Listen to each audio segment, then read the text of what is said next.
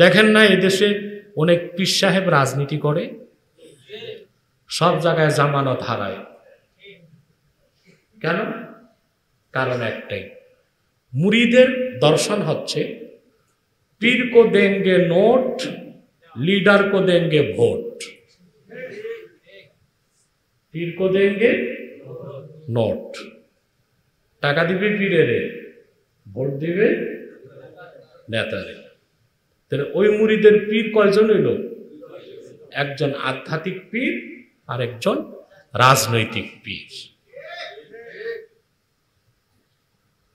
অনেকে পীর না আলেম নির্বাচনে দাঁড়ায়, ওই আলেমটা যদি সেলিব্রেট আলেম হয়, পপুলার, টপ মোস্ট পপুলার, দেখা যাবে তার মাহফিলে লাখো জনতা। তিনি যদি নির্বাচনে দাঁড়ান, জামানত রাখা মুশকিল হবে। ভক্তগুলো কই গেল? তার কারণ ভক্তগুলো কেউ ডেমোক্রেসিতে বিশ্বাসী, কেউ ন্যাশনালিজমে বিশ্বাসী, কেউ সেকুলারিজমে বিশ্বাসী, কেউ অ্যারিস্টোক্রেসি, কেউ ফেসিবাদ, কেউ ডিক্টেটরশিপে বিশ্বাসী। কিন্তু Islamism, the Islamic theory on policy, রাজনীতির ক্ষেত্রে ইসলামের যে দর্শন সেটা সে বিশ্বাস করে না। এই জন্য সে তার আলেমকে, সে তার নেতাকে সালাম দিচ্ছে, কদমবুসি করছে, টাকাও দিচ্ছে, ভোট। কথা বুঝেন না? ভোট। তা আপনার তো জীবনের প্রতিটি ক্ষেত্রে ইসলামের মৌলিক বিষয়গুলোকে পাশ কেটে চলে যাচ্ছে, আর আপনারই কিনা দাবি করছেন আমরা খাঁটি মুসলমান, আবার সুন্নি মুসলমান। ভালো ওহাবিও তো হইতে পারেন নাই, সুন্নি তো অনেক দূরে। কি বলেন আপনারা? হ্যাঁ, ভালো ওহাবিও হইতে পারেন, সুন্নি অনেক ঊর্ধ্বের বিষয়। কথা বুঝতেছেন? তাহলে পরিপূর্ণ ইমানদার হতে হবে। সেজন্য আপনাকে ইসলাম ও ইমানের কোন একটি বিষয়ে সন্দেহ রাখা যাবে না। আপনার ইমান যে পরিপূর্ণ হলো তার প্রমাণ কি? ওয়াজাহাদু বিআমওয়ালিহিম ওয়া আনফুসিহিম ফি সাবিলিল্লাহ। ইমাম সিয়ুতি এই অংশের ব্যাখ্যা করেন, আই জিহাদুহুম ইউজহিরু সিদকা ঈমানিহিম। তারা যে পরিপূর্ণ ইমানদার তার প্রমাণ, তারা জানমাল আল্লাহর দ্বীনের জন্য উৎসর্গ করতে প্রস্তুত হয়ে যাবে। তখন বোঝা যাবে তার ইমানটা পরিপূর্ণ হয়ে গেছে। সুবহানাল্লাহ। আমরা আল্লাহর দ্বীনের জন্য কেউ কেউ মাল দিলেও জান দিতে প্রস্তুত। মিছিল বের হয়, বিশাল আলেম ওলামার মিছিল, হেন কারেঙ্গা তেন কারেঙ্গা, পুলিশ টিয়ার সেল একটা মারছে, রুমাল কোমরে বেঁধে সব দৌড়াদৌড়ি শুরু করে দিচ্ছে। ঠিক কিনা? মানে জান নাহি দেঙ্গা, জান নাহি দেঙ্গা। আমি আপনাদের সহিংসতার পথে উস্কানি দিচ্ছি না, একটা বাস্তব কথা বললাম। আল্লাহর দ্বীনের পক্ষে যতক্ষণ পর্যন্ত আপনি জানমাল দিতে না পারবেন, আর তা যদি শরীয়তের পদ্ধতিতে না হয়, আপনি জীবন দেন, ওটা সুইসাইড হবে। কি হবে? ইসলাম সুইসাইড করতে বলে না। কোরআন সুন্নাহ নির্দেশিত বিধানে আপনি যখন দ্বীনের জন্য জানমাল দিবেন, আপনি খাঁটি মুমিন বলে প্রমাণিত হয়ে যাবেন। লা ইলাহা ইল্লাল্লাহু মুহাম্মাদুর রাসূলুল্লাহ সাল্লাল্লাহু আলাইহি ওয়াসাল্লাম, এটা ঈমানের মূল। তার রয়েছে আরো 70টি শাখা। সর্বনিম্ন শাখা হচ্ছে কষ্টদায়ক জিনিসকে পথ থেকে সরায় দেওয়া। এই হাদিসের ব্যাখ্যা আল্লামা বদরুদ্দিন আইনি উমদাতুল কারিতে লেখেন, শাব্বাহা রাসূলুল্লাহ সাল্লাল্লাহু আলাইহি ওয়াসাল্লাম আল ঈমানা বিশাজারাতিন যাতি আগসান। রাসূল করিম সাল্লাল্লাহু আলাইহি ওয়াসাল্লাম ঈমানকে তুলনা করেছেন একটি অসংখ্য শাখা বিশিষ্ট বৃক্ষের সাথে। একটা বৃক্ষ, কাণ্ডটা মূল। কাণ্ডটা কি? কথা বলতে ভয় লাগে না লজ্জা পান? বলেন। ইমান বৃক্ষের মূল কি? তারপর ডাল, তারপর শাখা, তারপর প্রশাখা। আপনি যদি কোনো একটি মহিরুহ বৃক্ষের সবগুলো ঠাল কেটে দেন, গাছটা বেঁচে থাকবে। কিন্তু সবগুলো ঠাল শাখা প্রশাখা রাখলেন, করাত দিয়ে গাছের কাণ্ডটা কেটে দিলেন, গাছটা শেষ। রাসূলুল্লাহ ইমানের উদাহরণ দিয়েছেন একটি শাখা প্রশাখা বিশিষ্ট বৃক্ষের সাথে। কালেমা শাহাদাত, কালেমা তাইয়্যিবা হচ্ছে ইমানের মূল। তারপর সালাত একটা শাখা, রোজা শাখা, হজ, সুবহানাল্লাহ, যাকাত, রোজা, তাসবিহ, জিকির, দান খয়রাত, পর্দা, সুবহানাল্লাহ, এরকম 70টা শাখা।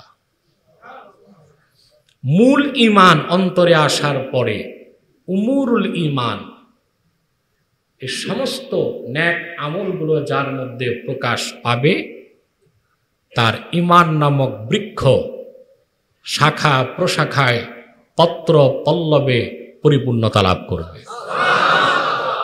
তখন সে কামেল মুমিন। কামেল মুমিন, সুবহানাল্লাহ।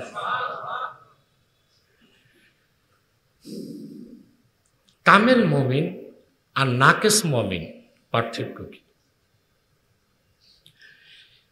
মোল্লা আলী কারি মিশকাতে শরামের কাতে লেখেন, ইমানের 3টি স্তর আছে। কয়টি? 3টি।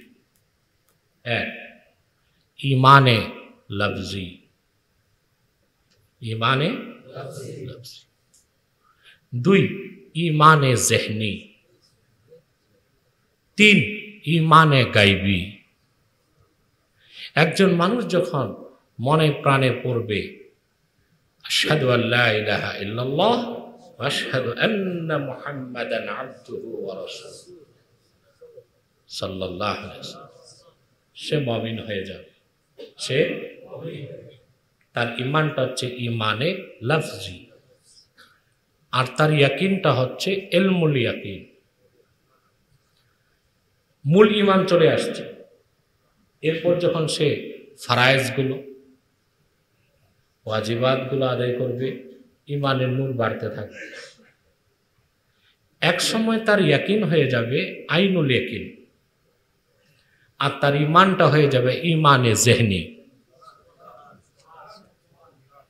এরপর যখন সে সমস্ত সুন্নত আদায় করে নফলগুলো আদায় করতে থাকবে, আর কোরআন হাদিসের ইলম অর্জন করতে থাকবে। ইলম অর্জন করলে ইয়াকিন বাড়ে।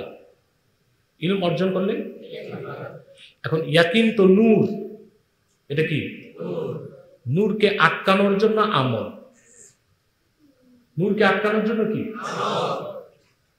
যত ইলম অর্জন করবেন ইয়াকিন বাড়বে, আর যত আমল করবেন আপনার দুর্গ, ঈমানের দুর্গ তত মজবুত হবে। তখন এক সময় আপনার ঈমান হয়ে যাবে ঈমানে গাইবি। যখন আপনার ঈমানটা ঈমানে গাইবি হয়ে যাবে, তখন ঈমানের সাথে আপনার মৃত্যু দেওয়া আমার আল্লাহর দায়িত্ব হয়ে যাবে। সুবহানাল্লাহ। সূরা হুজুরাতের 15 নম্বর আয়াতে আল্লাহ ওই ঈমানের কথা বলেছেন। আমরা কাগজি ঈমানদার, কাগজের ঈমানদার, আমরা হাকিকতের ঈমানদার হতে পারি না। সেজন্য দাবি করি 14 কোটি মুসলমান, আমাদের ব্যক্তি জীবন, সমাজ জীবন, রাষ্ট্র জীবনে সব কাজ বেদিনের কাজ। কয়টা মুসলমানের ঘরে বিয়ে হয় গান বাদ্য ছাড়া? বৃহস্পতিবার, শুক্রবার রাতে যে মানুষ 2 রাকাত তাহাজ্জুদ পড়বে এই সুযোগ নাই। এত উচ্চ শব্দে বিকট আওয়াজে গান বাদ্য করা হয়। 21 ফেব্রুয়ারি আসলে ভাষা আন্দোলনের জন্য স্মরণে জীবন দিয়ে দেয়, আর সারা রাত গান চালায়, হিন্দি গান, ইংলিশ গান। এই হচ্ছে বাঙালির ভাষা প্রেম। এটা কি ভাষা প্রেম? মুসলমানের বিয়েতে গান বাদ্য তো আগে হতো না, এটা হিন্দুদের বিয়েতে হতো। মুসলিম বিয়ে হিন্দু বিয়ের আগে পার্থক্যই করা হতো। গান বাদ্য বাজে মানে হিন্দুদের বিয়ে, গান বাদ্য নাই মানে। আজ তো আর পার্থক্যের সুযোগ নাই। আর ফকিহগণ বলেন যে বিয়েতে গান বাদ্য হয় ওই বিয়েটাই তো সহি হয় না। বিয়ে হওয়ার আগেই তো বিয়ে নষ্ট, বিয়ে হয় বিয়ে নষ্ট। দৈহিক সম্পর্কে যে সন্তানটা হয় ওইটাকে তো আর 100% হালাল জাদা বলা যায় না, ওটাকে শুনতে শ্রবণ কটু, ওটারে হারামজাদাই বলতে হয়, ঠিক কিনা? তো আমি তো মুসলমান দাবি করে বসে আছি।